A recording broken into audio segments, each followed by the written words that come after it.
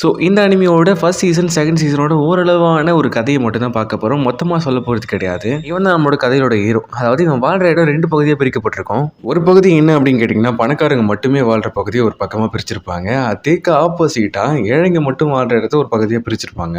சரி, நம்ம கதையோட ஹீரோ என்ன பண்ணுவோம் அப்படின்னு பார்த்தீங்கன்னா, இந்த பணக்காரங்களாம் இருப்பாங்க இல்லையா, அவங்க போடுற குப்பையிலேருந்து தேவைப்படுற பொருட்களை எடுத்துகிட்டு வந்து அதை சரி பண்ணி விற்று பழப்பம் நடத்துவான். ஹீரோவுக்கு ஒரு அங்கிள் இருக்காரு. அவர் தான் ஹீரோவை வளர்த்தது மட்டும் இல்லாமல் அவருக்கு நல்லது கெட்டது எல்லாமே சொல்லி கொடுத்துருக்காரு.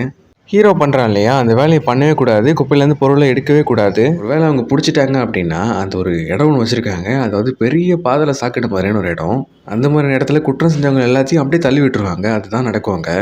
அதே மாதிரி தான் ஹீரோட அப்பாவையும் அந்த பாதாள சாக்கடைக்குள்ள தள்ளி விட்டு இருந்திருப்பாங்க. ஹீரோட ஹாபி என்ன அப்படின்னா, அந்த உடஞ்ச பொருட்கள் எல்லாத்தையுமே பழுது பார்க்கறது மட்டும்தான் அவனோட ஹாபியாகவே இருக்கும். அதை தான் வியாபாரமும் பண்ணிட்டு இருப்பான்.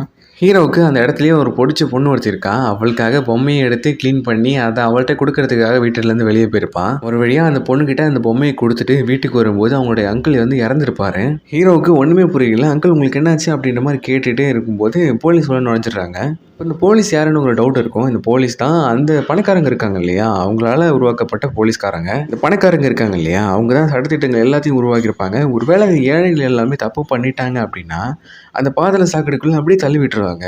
உண்மையை சொல்ல போனால் ஹீரோ வந்து அந்த அங்கிளை கொண்டு இருக்க மாட்டான், வேற ஒருத்தன் தான் கொண்டு இருப்பான். இப்போது ஹீரோ தான் தப்பு பண்ணான்னு சொல்லிட்டு பிடிச்சிட்டு போயிட்டு அந்த பாதாள சாக்கடைக்குள்ளே தள்ளி விட்டுருவாங்க.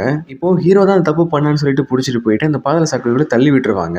இப்போது அங்கேருந்து ஹீரோ வந்து தப்பிச்சானா, அந்த இடத்துல என்ன ஆச்சு, அவனுக்கு இறந்தானா இருக்கானா அப்படிங்கிறதான் கதையாகவே இருக்கும்.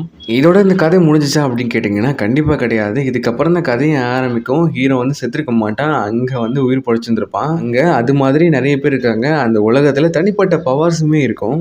அந்த பவர்ஸ்லாம் அவங்க எப்படி பயன்படுத்துகிறாங்க அப்படிங்கிறத பற்றி அடுத்த வீடியோவில் போடலாம். ஹீரோட பவர்ஸ் மட்டும் என்ன அப்படிங்கிறத பார்த்துலாம். ஹீரோ கையில் ஒரு க்ளவுஸ் போட்டிருப்பான் இல்லையா, அதுதான் அவனுக்கு பவர்ஸே கொடுக்கும். இதோட கதையோட ஆரம்பத்திலேயே அவங்களோட அங்கிள் என்ன சொல்லியிருப்பாரு அப்படின்னா, நீ பயன்படுத்துகிற எல்லா பொருளுக்கும் உயிர் இருக்கும் அப்படின்ற மாதிரி சொல்லியிருப்பாரு. ஹீரோவுக்கு அவர் என்ன சொல்கிறாருங்கிறது அப்போ புரிஞ்சிருக்காது. அந்த கீழே அந்த பாதாள சாக்கடைக்குள்ளே போகும்போது தான் அவனுக்கு புரிஞ்சிருக்கும். இந்த கதையில எனக்கு அதிகம் பிடிச்சது என்ன அப்படின்னா, நீங்கள் ஒரு பொருளை பாதுகாக்கணும்னு நினச்சிங்க அப்படின்னா கண்டிப்பாக உங்களுக்கு உதவி பண்ணும் அப்படிங்கிறத காட்டியிருப்பாங்க.